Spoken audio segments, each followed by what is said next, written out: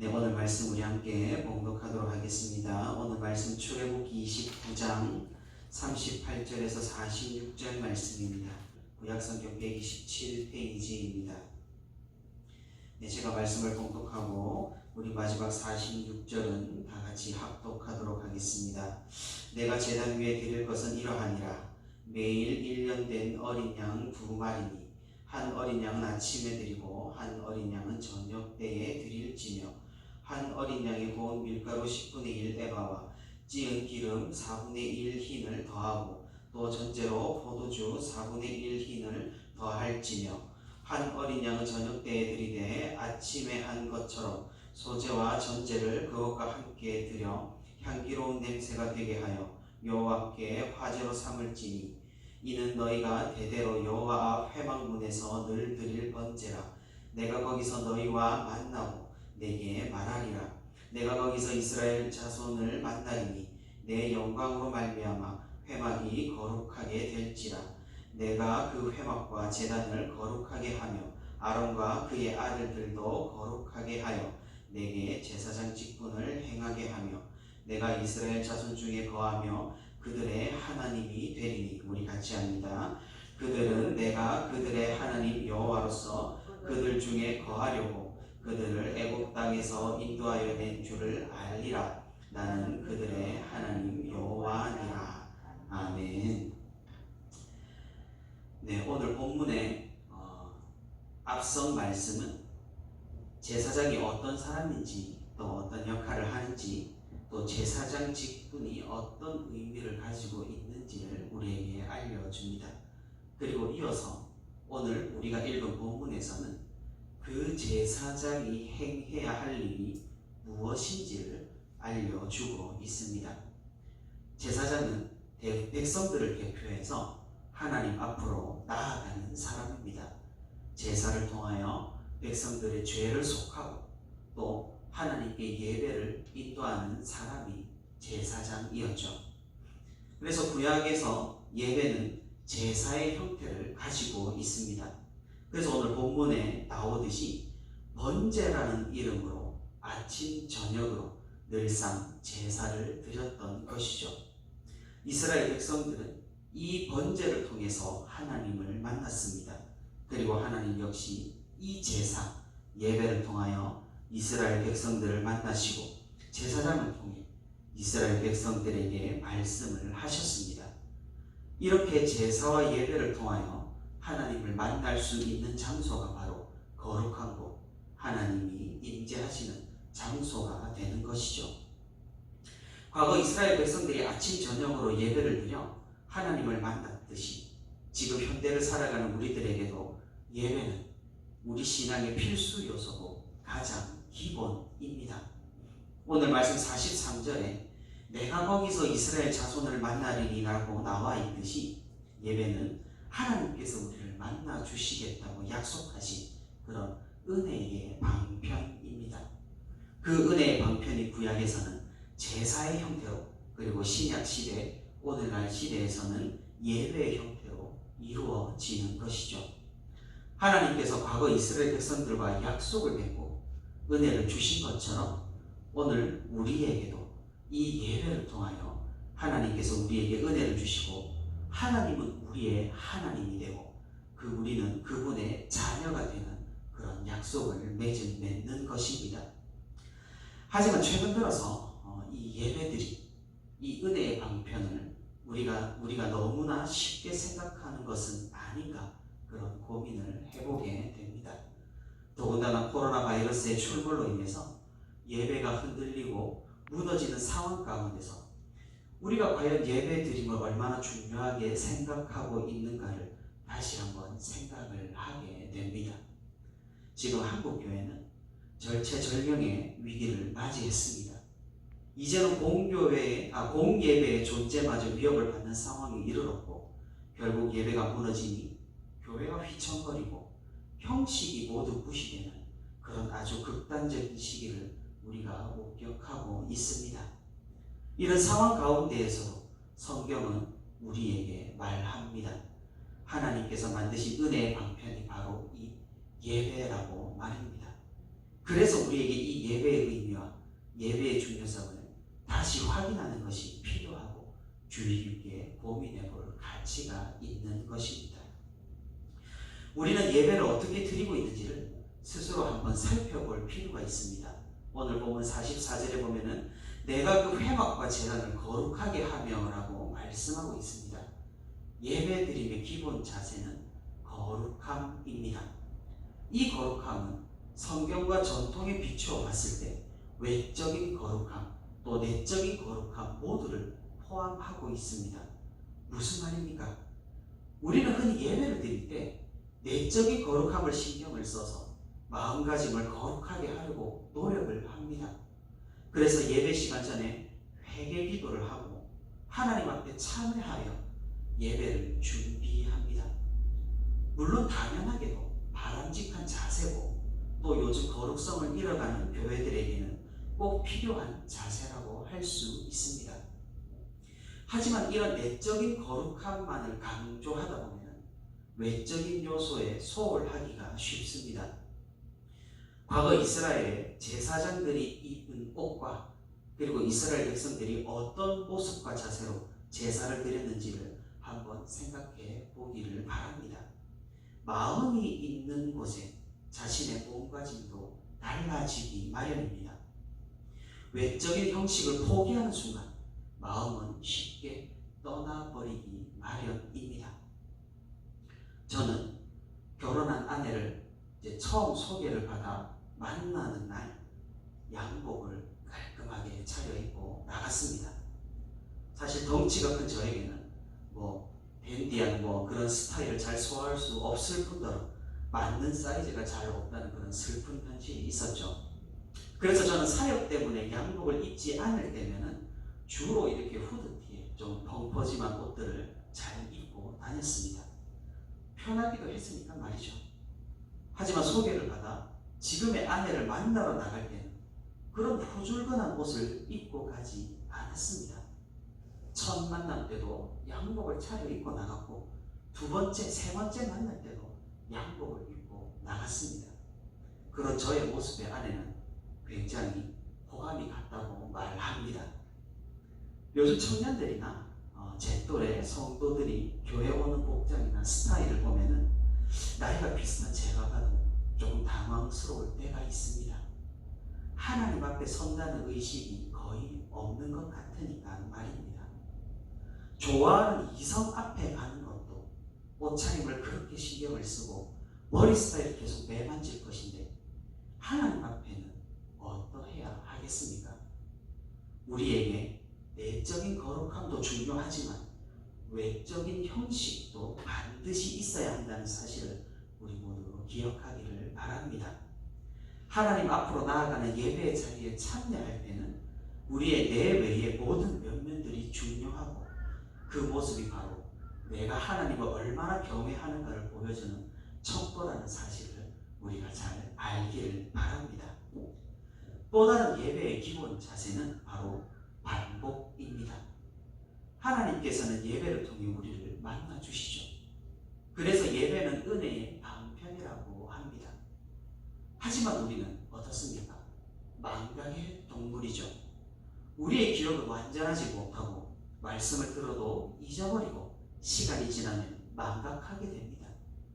더군다나 요즘은 예배가 흔하고 말씀 선포가 자주 있기 때문에 여기서 들은 말씀인지 또 저기서 들은 말씀인지 누구에게서 들은 말씀인지 혼란스럽기까지 합니다.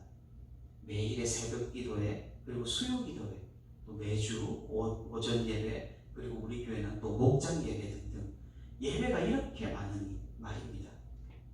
하지만 지금의 우리보다 더 심했던 그런 시대가 있었습니다. 오늘 본문에 성경을 읽어보면 아침 저녁으로 하루에 2번 예배를 드렸다고 기록하고 있으니 말입니다. 저는 신학대학원을 졸업한 지 오래되지는 않았지만 사실 그때를 생각해보면 어떻게 다녔는지 스스로 대견할 때가 있습니다. 왜냐하면 신학교에서는 정말로 하루에 예배가 2번 있기 때문입니다. 매일 드리는 새벽 기도회 그리고 점심에 경건회 그리고 수요일에는 수요 기도회로 이렇게 보였습니다. 정말로 매일에 2번 예배를 드리는 셈이죠. 그런데 예배를 너무 자주 드리다 보면, 또 말씀을 자주 접하다 보면 우리는 쉽게 타성에 젖어 예배가 은혜의 방편이라는 사실을 놓쳐버리기 쉽다는 사실입니다. 매너리즘에 빠지게 되어서 예배의 기쁨을 누리고 거룩한 마음으로 참여하기보다는 반복되는 일상이 그저 흘러가는 대로 예배에 참여하기 쉽다는 말입니다. 실제로 저도 신학교 다닐 때 그런 마음들이 들어서 굉장히 자괴감에 사로잡힐 때가 있었으니까 말입니다. 또 우리는 삶이 힘들어서 지쳐 의욕이 없을 때에도, 또 신앙적으로 하나님이 멀리 있다는 그런 생각이 들 때에도, 또 세상에 빠져 다른 것에 정신이 팔려 있을 때에도 우리는 예배를 그저 반복되는 지루한 일상이라 느끼곤 합니다. 그러면서 우리는 단순히 예배에 참여하고 있다는 그 사실 자체로, 교회를 다닌다는 그 사실 자체로, 집에 성경책이 놓여져 있다는 그 사실 자체로 안도하며 신앙생활을 할 때가 잦은 것 같습니다. 예레미야 선지자가 활동하던 이스라엘 멸망 직전의 때에도 이런 비슷한 일이 있었습니다. 그 당시 유다 백성들은 신앙의 병리 현상이 굉장히 심했습니다.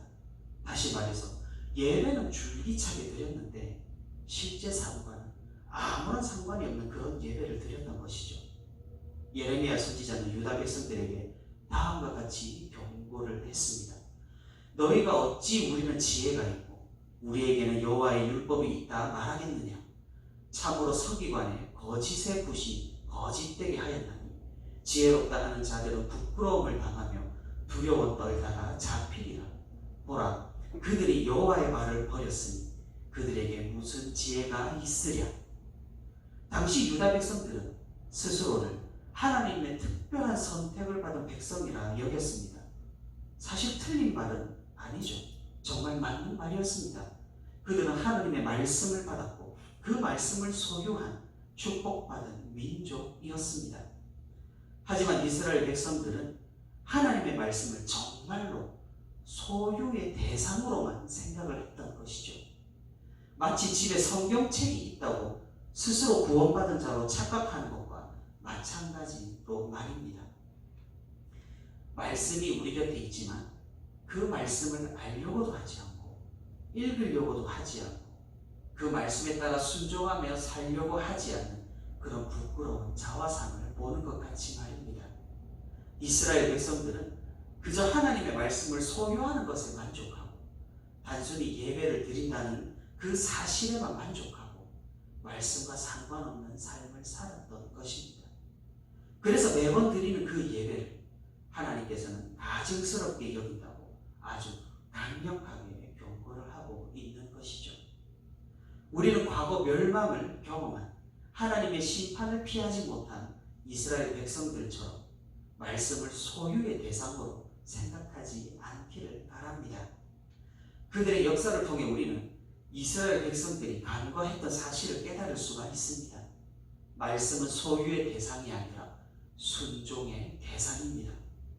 사울이 사울에게 순종이 제사보다 낫다 이렇게 말한 사실도 이를 우리에게 분명하게 잘 알려줍니다. 순종이라 하면 뭔가 답답하게 느껴지기가 쉽죠. 억지로 하는 느낌이 드는 것이 사실이니까 말입니다. 그래서 우리가 말씀을 더 고차원적으로 생각해 본다면 궁극적으로 말씀은 즐거움의 대상이 됩니다. 시편 1편 2절에서 다윗은 이렇게 말하죠. 오직 여호와의 율법을 즐거워하여 그의 율법을 주야로 묵상하는도다. 예배 또한 마찬가지입니다. 우리가 일상에서 드리는 예배, 매일 드리는 예배, 매주 반복되는 예배는 소유의 대상이 아니라는 사실입니다. 그저 흘러가는 대로 참여하는 것에만 만족할 수 있는 것이 아니라는 사실입니다. 하나님께서는 그런 예배를 가증히 여기시고 결국에는 심판하실 것이니 말입니다. 예배는 순종이고 더 나아가 예배는 기쁨입니다. 우리가 가장 경계해야 하는 마음은 예배를 소유하려는 마음이고 파상에 젖어 아무런 감정과 느낌 없이 하나님을 경외함 없이 드리는 죽은 예배입니다. 당연히 쉽지가 않죠. 우리가 매번 드리는 예배를 매번 기쁨으로 반응하기가 어디 쉬운 일이겠습니까? 매번 감격으로 하나님 앞에 나아가는 것이 어디 쉬운 일이겠습니까? 반복되는 의식 가운데서 날마다 새로움으로 반응하기가 어디 쉬운 일이겠느냐는 말입니다. 그렇기에 우리의 의식을 비틀어야 합니다. 우리가 가진 예배에 대한 관념을 바꾸어야 합니다. 예배는 하나님께서 우리에게 은혜를 주시는 방편이지만 주신다고 우리가 당연히 받는다는 보장이 없다는 사실이죠. 예배는 먼저 우리가 하나님 앞에 드리는 거룩한 제사입니다. 하나님께 경외함을 표현하는 것이고 하나님의 말씀에 순종과 기쁨으로 받겠다는 그런 마음의 자세를 가지는 것입니다. 우리는 이런 사실을 평소에 잊어버리고 은혜를 받는 것만, 감동을 받는 것만 생각하기 쉽습니다. 그렇게 되면 예배는 필히 매너리즘에 빠지거나 타성에 젖게 될 것입니다. 아무런 의미 없는 시간 낭비로서의 예배를 드리게 되어 버립니다. 우리는 하나님께 받는 것을 생각하기 전에 하나님께 감사함으로 어떤 것을 드릴까를 먼저 생각해야 합니다. 그래서 우리는 외적인 거룩함과 내적인 거룩함을 추구하여서 하나님 앞에 자신을 드리기를 애써야 하며 은혜에 감사하는 마음으로 예배에 참여하여 하나님께 올려드리는 찬송과 영광을 먼저 우선시해야 할 것입니다. 우리가 우리의 마음을 이렇게 바르게 가질 때 하나님께서는 우리의 예배 가운데 임재하실 것이고 은혜의 방편으로 이 예배를 사용하실 것입니다. 이렇게 예배 가운데 쌍방의 소통이 원활하게 진행이 될 때 예배는 순종과 기쁨의 축제가 되고 하나님을 진정으로 만나는 거룩한 시간이 될 것입니다. 우리 모두 의미 없이 매번 드리는 예배를 탈피하여서 하나님을 진정으로 만나는 그런 예배를 드리기를 바랍니다.